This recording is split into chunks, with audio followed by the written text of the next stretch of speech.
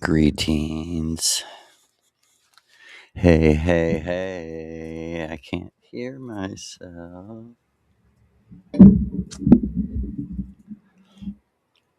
Well, brothers and sisters, it's August 14th, 2026. We greet you in the name of St. Louis and his lovely, beautiful wife, Dana. These are our God's teachers, you might say. And you might be wondering, is that Lucifer? Wow, Lucifer isn't historical. We've completely lost the myth. I was listening to a podcast, and the woman kept referring to, like, you know, fabricated lies of history as myths. Like, the whatever earthquake, it never happened. It was a myth. There's something important there and something confusing.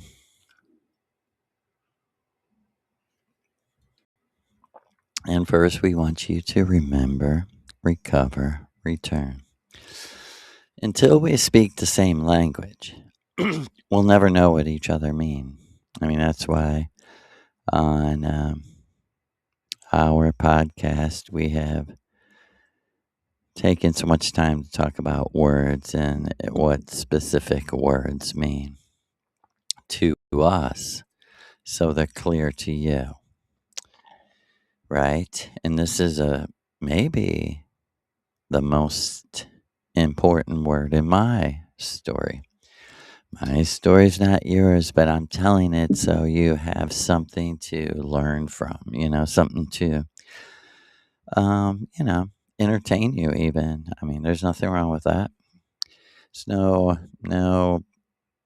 sin in educating yourself and entertaining yourself at the same time or whatever. You know, the general rule is do what you want.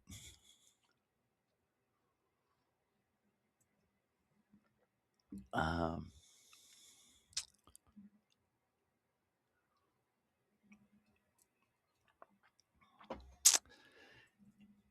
the confusion. Okay. Lucifer is a character created by a author in what our ancestors called a myth. A myth was not history. A myth was not fiction, or general, sort of poetic prose or whatever you want to call it. A myth was specifically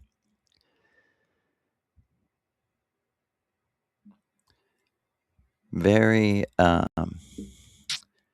like its inspirations and what it's drawn from can be come from everything real, everything real. But the myth is not to report to you like the news, like a reporter, this is what happened. A myth is to go beneath the surface, try to tap in to the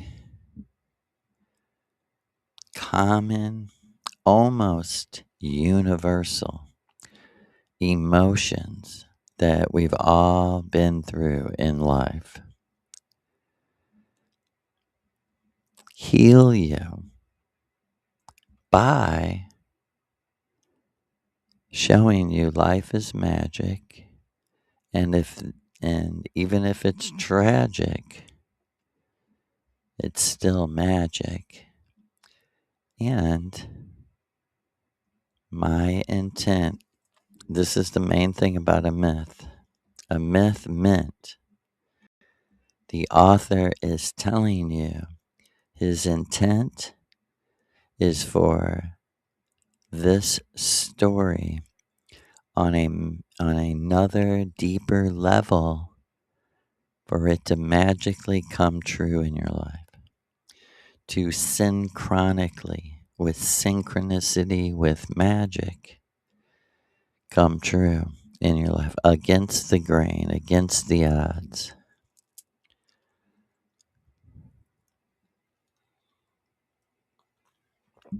So it's deeper at the actual polarity, the opposite, the opposite. Should I say it again? Let me say it one more time so we all can see how much of a deceptive culture we live in. The opposite of a myth is a lie.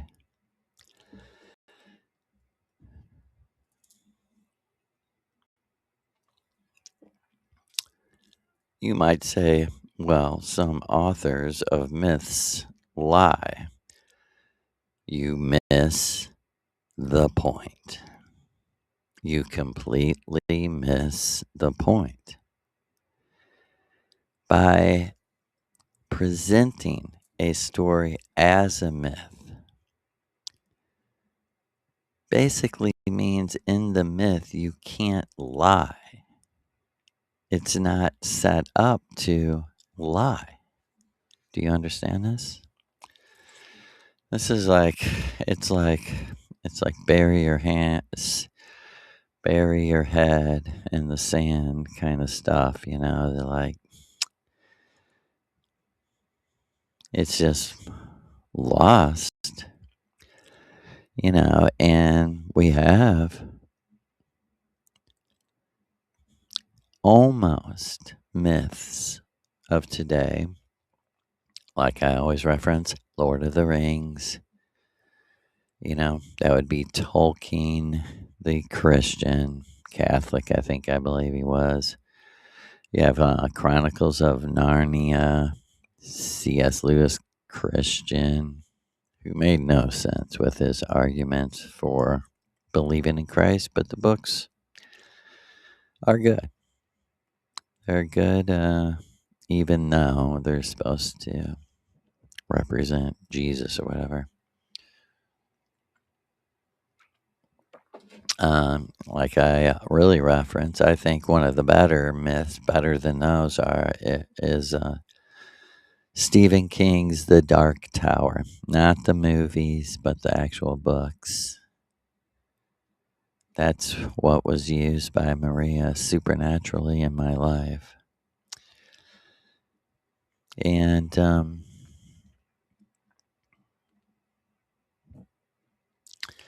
I hope we see the opposite of the myth is the lie, because the author's intent with the myth is this magical thing, mainly love, came true in my life.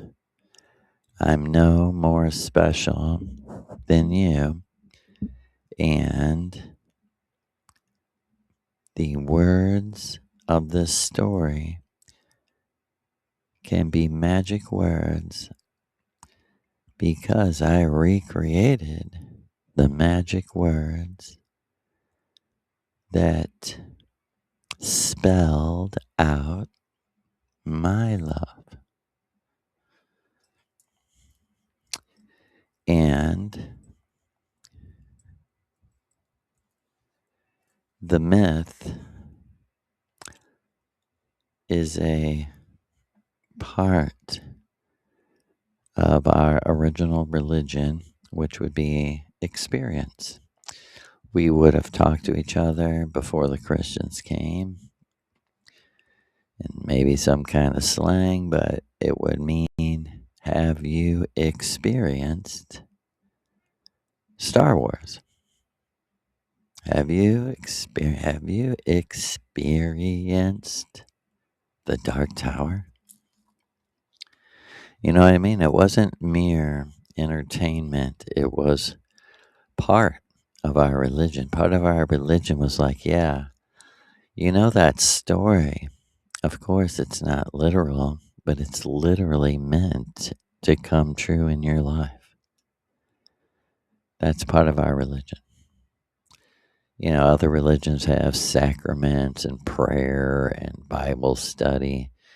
Well, we have the myth, and we have the mushroom, and we have the mother, Mother Maria. So let's set that straight before we remember, recover, and return. Why? Because the world ended in 1948, and we are living in the Matrix. And the Matrix, whoever wrote it, obviously knew this for a fact. Like, for me, I it became factual for me when Maria, I have to say, she must have helped me. So I can't really I don't know. I don't even know how to say it. You know, people, it's maybe it is. I mean, it is subjective. I just am meant to tell my subjective story because words create. If you're listening, who knows what the truth about my story will do for you. But I tell you this much, I swear before everything, this is absolutely, totally, 100% the truth.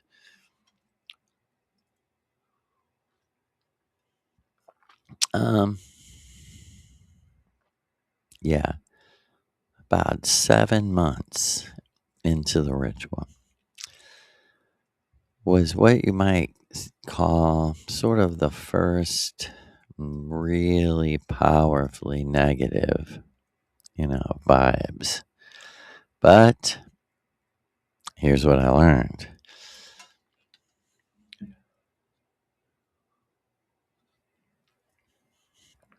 Well, and I hope you can get this a little bit. Some of it's a little bit personal. I hope you can understand because I don't want to waste your time. But I drank the mushrooms. Somehow or another, I didn't want it to be this way because I did, at this point, I really did not like doing this without my wife, at least in the house, available, you know, because anyone that's done 5 grams of real mushrooms knows like it is super powerful. And, I'm not, I'm, it's not that you're afraid of the mushrooms or the experience. You're just like, I just might need someone that I trust to cry to or hold, or you just never know. You don't know. I mean, and somehow or another, right after I drank the mushrooms, my daughter, who was like 15 or something at the time, needed a ride. So my wife had to drive her like a good 40, minutes away. And while that was like the longest 40 minutes of my life because for some reason I started feeling all her physical pains. She would have these neck aches from working and back aches. And I mean, it was like full blown, and when you're on mushrooms, everything's amplified no matter what. So It's almost like, and I really didn't know to take a shower. Nowadays, if I was feeling vibrations this strong, I would have calmed them with a shower. I would have calmed them with the fire, earth, water, and air. The fire, earth, water, and air. I would have just calmed them. The fire, earth, water, and air. Take a shower, go outside, breathe some fresh air, hug a tree. It's like a living being of the earth. And so am I. Um, and as far as I remember, this is what I remember. Realizing that she did get home and just being like almost like astounded, flabbergasted that she didn't come and check on me. Because I mean, I literally felt like I couldn't get out of the bed. I literally felt like if I get out of bed, I mean, it was like the 5 grams were fully hit me. And I'll never forget the Missouri River goddess was like, I know, this isn't pleasant. And I'm here to help you with it, but I'm also here to tell you what you need to do. And Joe, well, she had been talking to me about how vaping nicotine was bad and how they were lying to people, telling people that it was natural, that it was um, a lot. I think this is what she ended up, telling me for sure that they have like synthetic nicotine. Yeah, but it tastes terrible. It's very chemical-y tasting. And they mix it with a sort of very chemicalized tobacco extract of nicotine, but it's isolated through chemicals. And the process of getting it to burn in these vapes, she was telling me, this was back in 2011, was very bad. And that it was playing off the subconscious that tobacco was the granddaddy, the grandpa, the great grandpa of all shamanic plants, of all magic plants. Tobacco is the grandpa. Like she said, they want to give a bad name to plants, a gateway. Well, a gateway is tobacco, not marijuana. Marijuana would love to be, but this is actually the great granddaddy of plants. And she wanted me to tell. Okay, so she told me she said, okay, you need to get up out of bed and you need to go deliver that message to Joey. And I said, oh, well, she smokes tobacco. I said, she don't vape.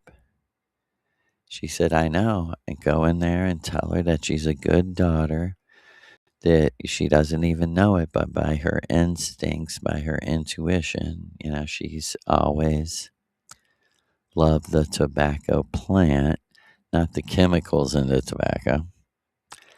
And she's never vaped, and that's good. Go tell her what I told you about tobacco. And she was doing this because she knew when I got up and I stood up, like when the blood rushes to your head.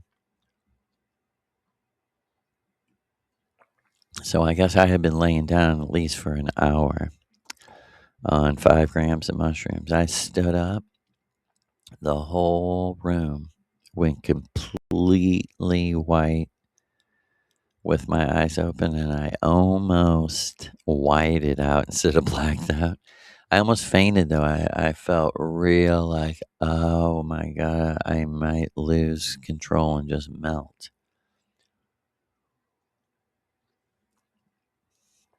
And I'll never forget the Missouri River got us making like Maria, making like magic signs before me with my eyes closed. I could see her making the magic rune signs before me.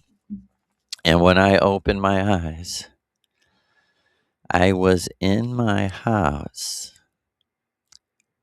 but at the very same time, I could see my house like a faded hologram. And I was standing in the biggest, the like skeleton of light, too, not of like steel, but of like, it looked like laser lights of like beams and support beams and foundational beams, and these, it looked like the skeleton of a gigantic skyscraper, so big I couldn't tell how high it went and how low it went. All it just looked like was floor after floor, and there was nothing in it. It was just a skeleton, and the only thing in it was me. I could see me like on one of the floors in a sort of holographic, ghostly image of my house. But more clear was the beams and structure of this matrix, of this energy skyscraper. And I went, her magic name, I would call her by her magic name all the time. I said it and said, "Where are you? Where are you?" And she was like, "I'm right here." And I was looking with my eyes open, and I was looking in the skyscraper thing for her. I'm going, "I don't see you. I don't see you." And she goes, "I'm not really in the matrix. Close your eyes. Close your eyes." And when I closed her eyes, she was standing right there in front of me, and she was like, "It's okay. This is the best I can do to show you the technology you are in." She said, "What do you think?" I said, "My house don't exist." She said, "No." I said, "I don't even see Joey or..." And she said, "It's because it's only happening in your mind. They see themselves in this structure in their own mind. But on one level, you don't know if they're real, and you're going to have faith that you have evidence that they're real." And she said, "Now look at me, Joe. It doesn't matter. You're going to be who you are and do the right things, no matter who's real or not." I was like, "Yeah, you're right. You're right. You're right." And she said, "Do you know what this is?" I said, "No." She said, "In the Nordic myths, it talks about a god that holds up the pillar of the world, a pillar that holds up the world. You're in that pillar." And I went, they were always talking about technology? And she said, "Not exactly. But they were always saying the physical reality isn't real. It's a pillar being held up by someone. The someone who's real is the person holding that pillar. You're holding the pillar."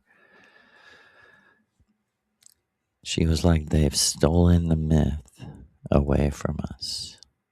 We no longer know what the world is.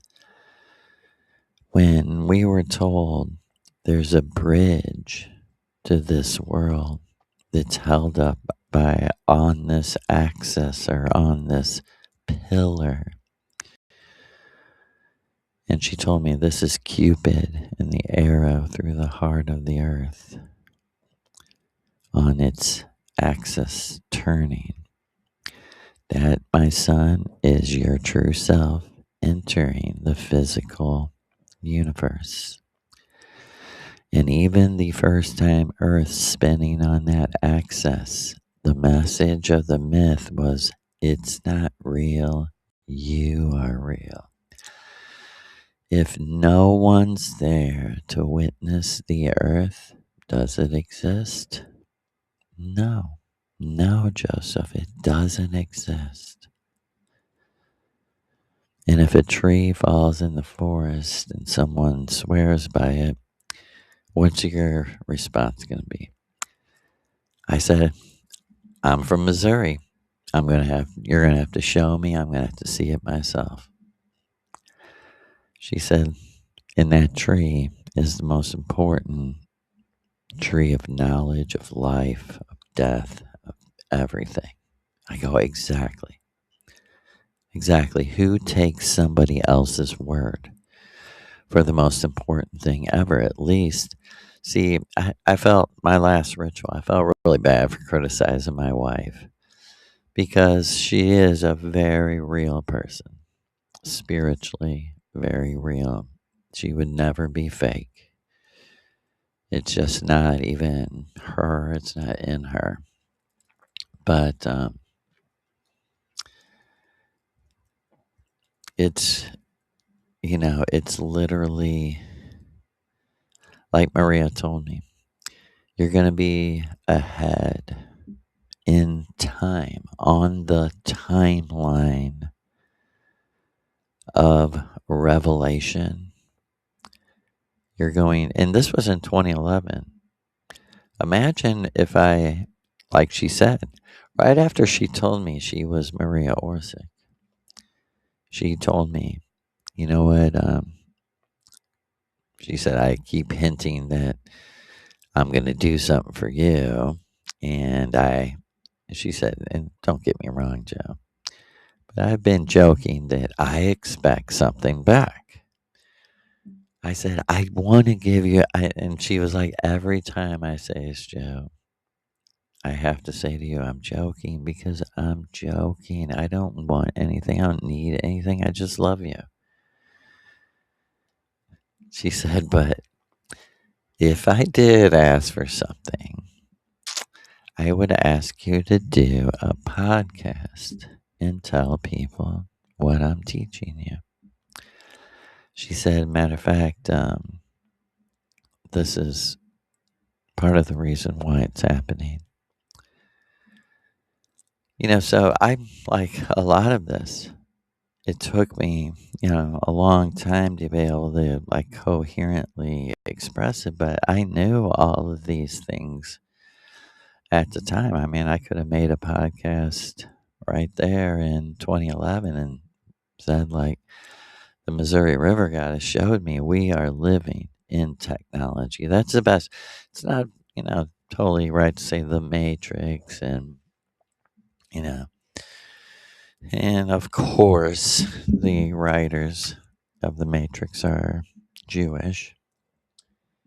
And all this talking, I forgot to light. We greet you.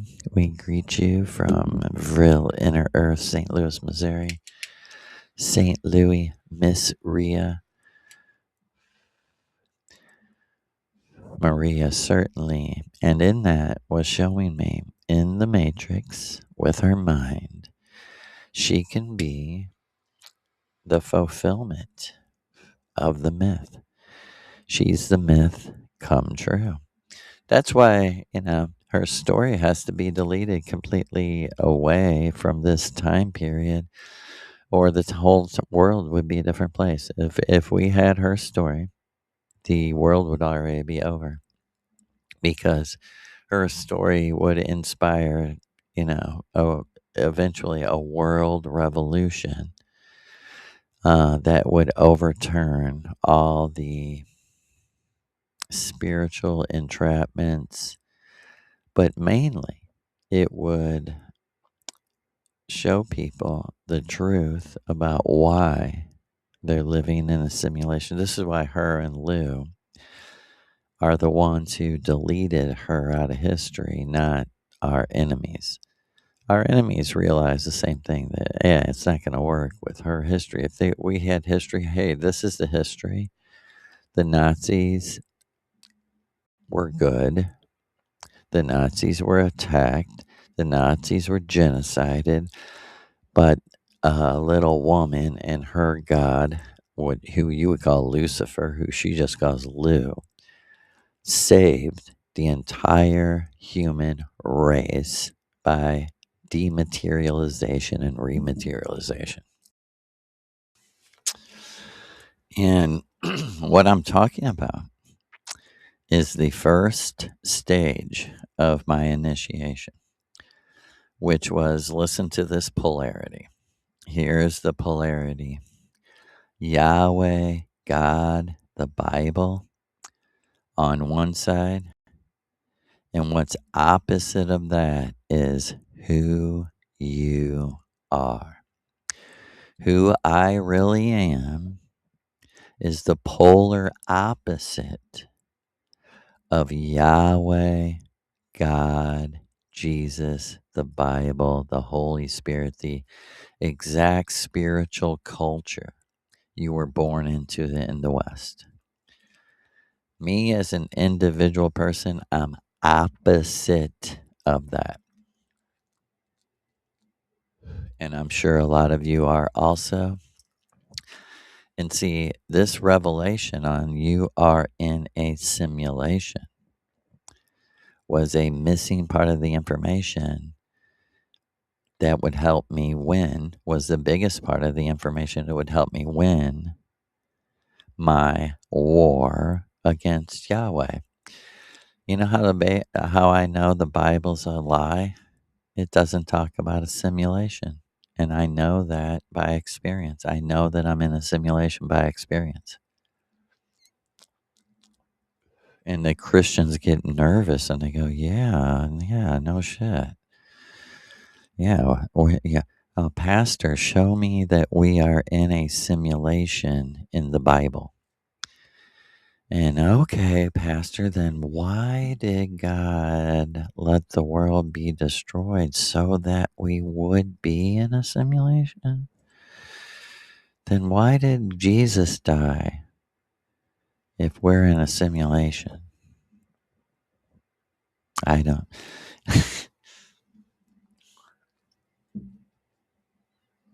Okay. Information, my friends. You're not going to get it from a book. You might read it in a book, but it might not register. It has to be experienced. Our religion in one word, experience. 2 words, direct experience. Our religion in 3 words, remember, recover, return. Remember, recover, return.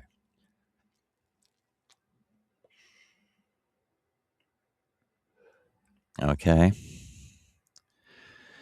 So over here, this reality that God created all things and he sent his son is the logic become flesh. And if you think God is logic, you are retarded. You have brain damage. If you're like, God is every atom, you're fucking retarded. Because don't you see what the atoms are doing? It's called genocide. It's called manipulation. It's called starvation. It's called global injustice.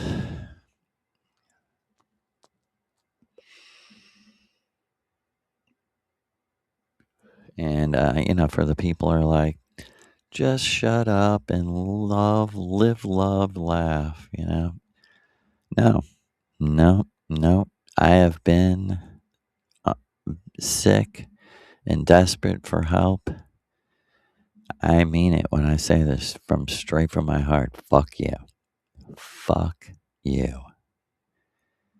I will not ignore our people's suffering, right? And I didn't know who our people were, but in the midst of this war, okay, I was being told, you know what's opposite of the religion you were taught, that Jesus Christ died on the cross because you're not perfect and God is a perfect God and he substituted Jesus without the victim's approval. She said, Joseph, look at me. This is what I teach. I see what is opposite of that is who you really are. She said, your friends, who are my friends also, they're your ancestors. They told you correctly. You are initiated on Venus into the white race. She said, I'm not talking about the Ku Klux Klan or some prison idiots. Aryan Brotherhood. I'm talking about the giants that Lou comes from, a whole different race of people. The smaller man, there is no white race. The smaller man was made to mix. And it proved that people are always going to do what they want.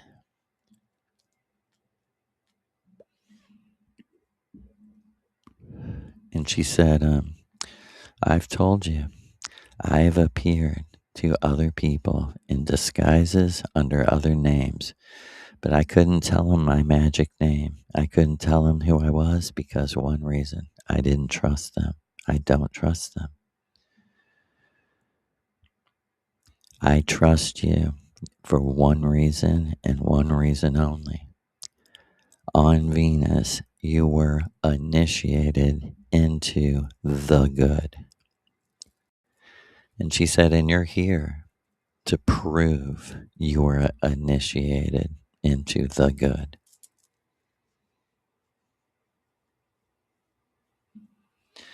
And she said, do you know what I mean? I believe you're not able to turn on me, that your loyalty is unbreakable. I believe that, Joe. And I didn't know. She was testing me because in like 5 or 6 months' time, she would tell me, I'm the woman that was on the UFO in your backyard. It wasn't a dream. It was real. You knew it was real. As real as you've seen it with everyone else in the parking lot of the first Lollapalooza in Kansas City. You know what I mean? I had no clue. At this point, I had no clue that the things were related to each other at all. The night that happened, I had back to back. I mean, I'm sorry to flip around and skip around, but I just want to state like a 13-year-old girl here at this time.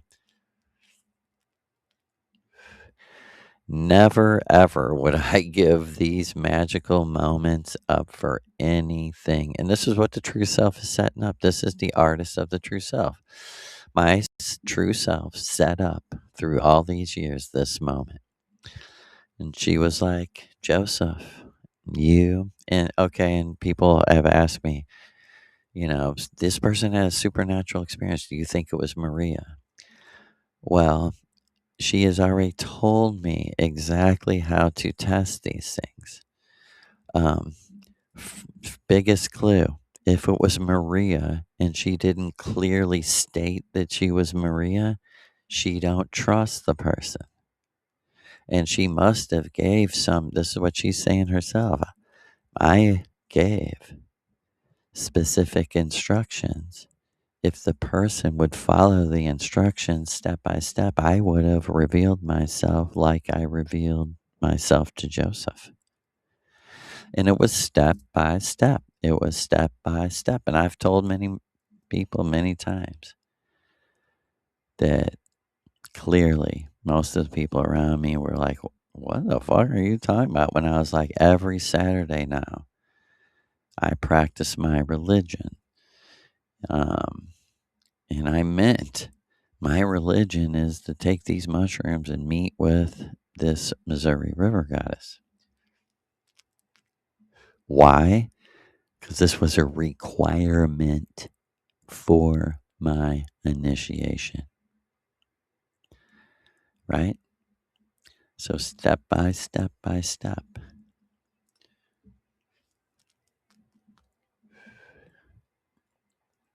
And she told me, finally, Joseph, I don't understand. I don't know if you can understand this, but because of me, because you grew up as my child, you were taken by a group called the White Light.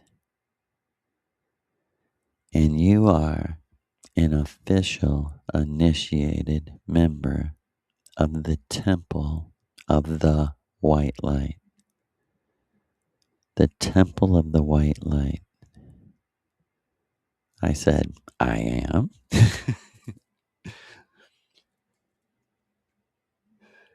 She said, still, even though you had all of this going for you before you entered the matrix, I still had to test you and you still had to prove your loyalty, your dedication, your instinct, your unconscious. You had to prove your unconscious. She told me, I'm going to tell you right to your face, you are being tested and you would never guess what the actual test is because it's testing your unconscious.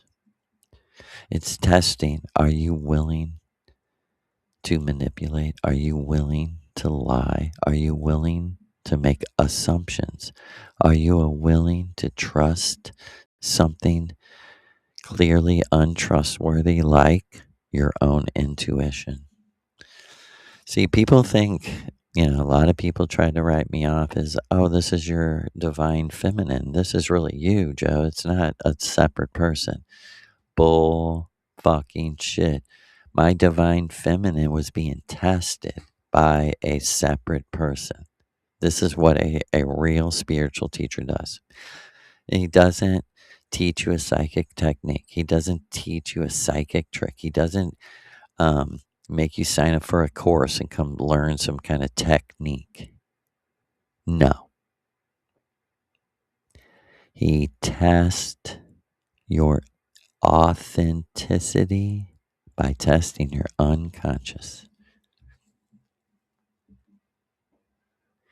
And Maria, who's sitting here with me right now, she said, tell the people, to this day, I don't know what all those tests were, but she's sitting here right now. Maria, how many times? She said, I actually know, 8 times.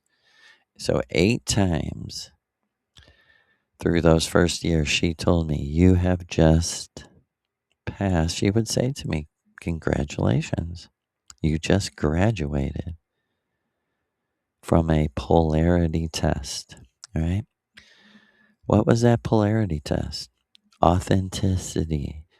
Was I authentically? Was I authentically, energetically opposite of the world culture of death, known as God, family, country? Like, you're against family? I can understand God, but family?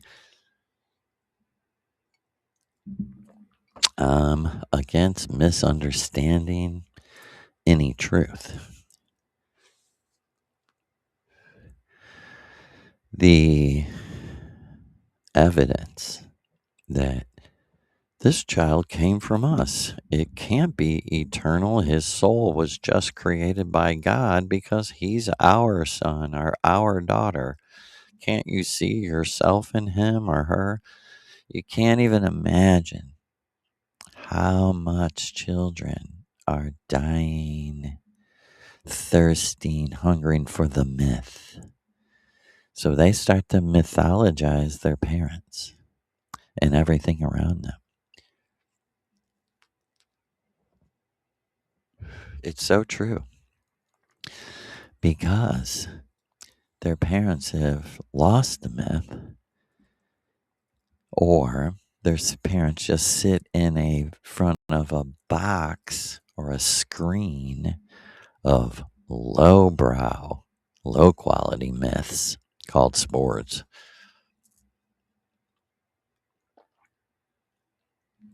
It yeah, it comes true, doesn't it? We won. We won. Yeah, what a game. Another game.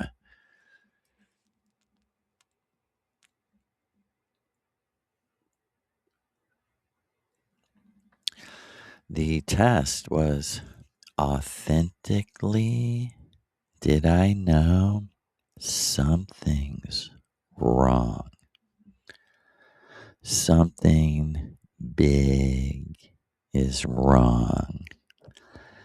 Like the on the grandest level, someone stealing the grandest valor. Something's missing so big, and the credit for it's been stolen. Hmm. I really believe, no one wants to, no, none of the bigger podcasts will have me on their show because they don't want to be confronted with, if we live in a simulation, why are we in a simulation?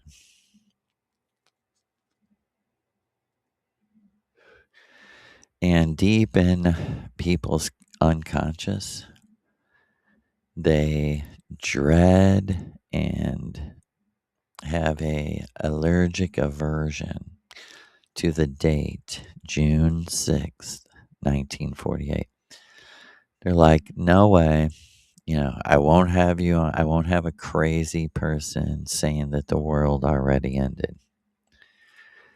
And I will ask you, listener, look out in the world.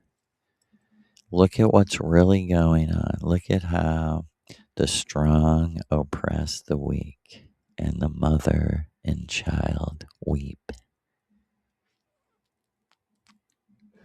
Look at how things are getting worse every day. How insane clowns have set up the world and the world's food supply with this fake GMO food. And they believe in a book, the book of Revelation, that says an angel poured out a vial on the earth. The vial was famine, and famine killed like a fourth of the earth, or a third of the earth, or something it says. And see, the God of the atom does not give a fuck about who's really doing this, because there is no God of the atom. Inside of each atom in the matrix, in a false world that you're dreaming, is a little you. The real God of the atom is inside of the atom. The atom is the egg that we talk about. You come here in an egg. Tiny, tiny you shrunken down in your mother, not your father, in your mother's egg, right? And like I said, crazy as it is, some eggs had like 2, 3 people in them, even though one person was born. Inside of that person were others. Others they made initiatory agreements with that we will always be one. I will never forget you. Right? And remember this quote: let forgetfulness never again fall upon us. Never, ever, my love, let eternal return find us without a memory. So love, remember, recover, return, and then everything will be all right. Because check this out. In this world, Miguel Serrano says, in this world, there is not a greater pleasure than returning back to life after being torn to pieces. Resurrection.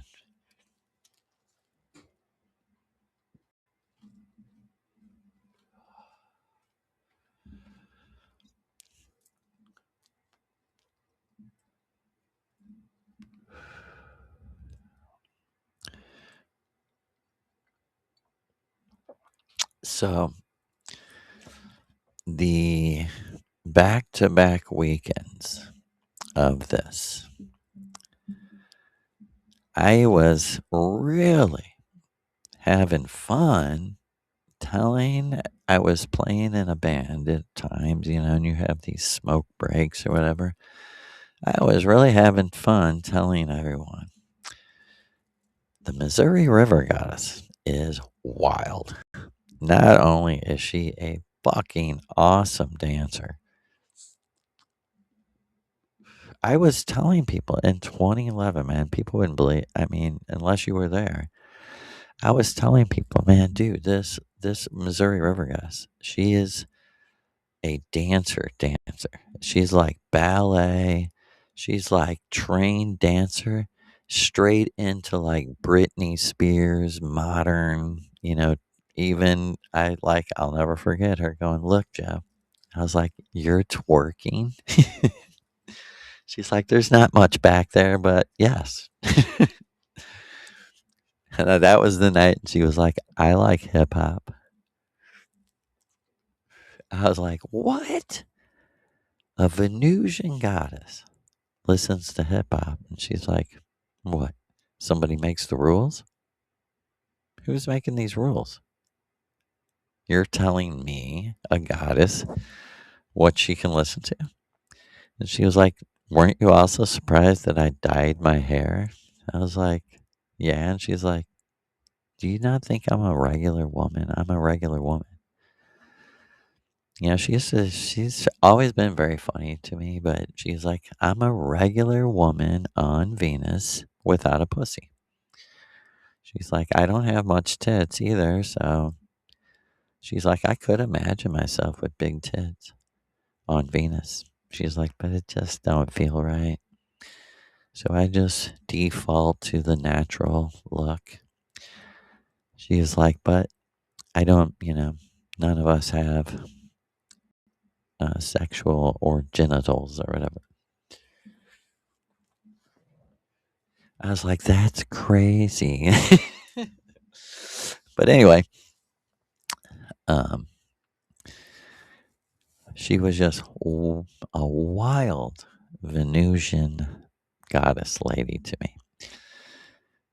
And she was explaining a little bit of her life on Venus at the time, but we were deep in a life review of my life, of fixing my life by going back to the crucial situations and understanding them, getting more information about who was who, what the truth was. That's what was really concentrated on.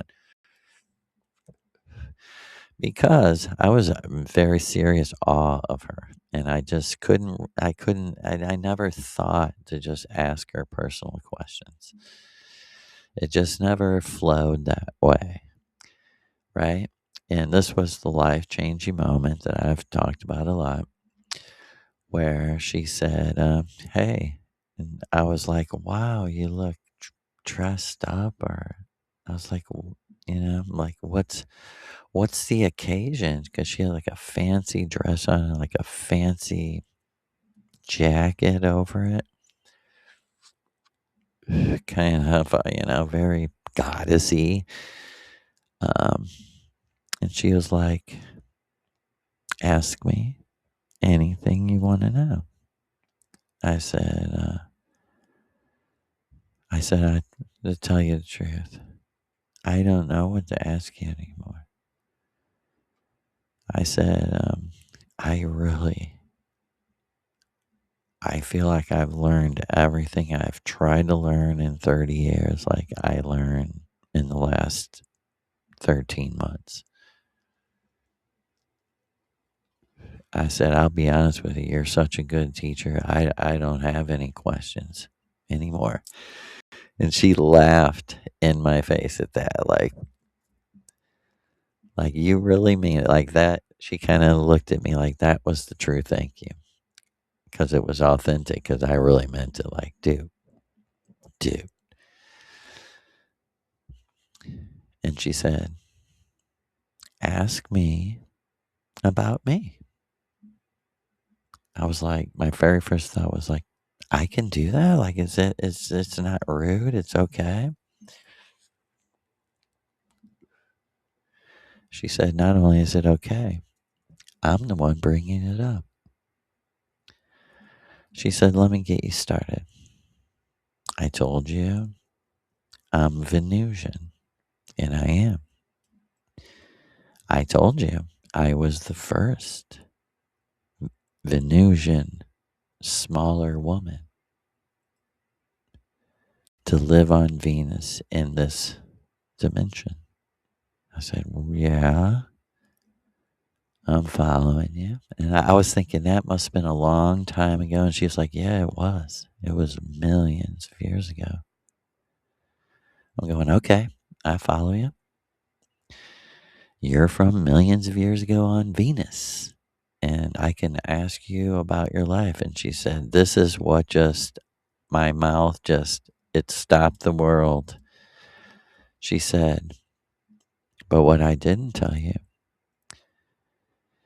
is I'm the first Venusian woman because I did live on Earth. And I went, ah. And she went during World War II, and it just, like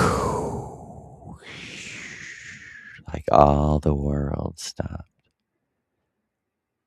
Everything stopped. And I was like, what? So you're known. You're known to people. You must be famous, right? And she was like, in my own way. She said, I lived in Germany at the end of World War II. And I was just like, what? My first thought was, then you know the Holocaust isn't what they said. You know. She's like, oh, not only do I know, she said, ask me, who is my teacher? Like I am your teacher. And she said, what I really mean is inspire her. Who inspires you, Joseph, to be here next week? I don't care what you're learning, just make sure you're here. I go, yeah. Who was my teacher? And I mean, my mind was blank as a motherfucker. I wanted to say Lucifer, but I couldn't get it out because this new information. And she turned around and she was like, I don't say teacher, I say God. My God was Adolf Hitler. it was just like, what? This was at the very, very end of a ritual, too. And she said, in the morning, I want you. She's like, she moved her hair. She put her hair up on top of her head with like some kind of tie thing. And she said to me, in the morning, I want you to get on your computer and on your search engine. I want you to search these words exactly. The woman who invented the UFO. And when I woke up in the morning, it was like I woke up with like a smile on my face. I was like, I'm going to get a cup of coffee. I'm going to hit in. I'm going to search the woman who invented the UFO. I literally, like a movie, instinctually push my chair sliding back from the table, and it actually knocked shit off the table and made shit fall because I seen a picture of her face in the like little image bar. Man, I could not believe it. I clicked on the picture and underneath it said Maria Orsic of the Vril Society. And I went, her name on earth was Maria. The next ritual, I was like, what's up, Maria? She's like, so you searched. Good boy, you did your homework. I started asking her all the shit that was on the internet, and she's like, none of it's true. None of it's true. Stop. Don't even read it. Of course I did. I couldn't help myself. And every once in a while I'd ask something, and she would say, only the basics are true. I was a dancer, my love.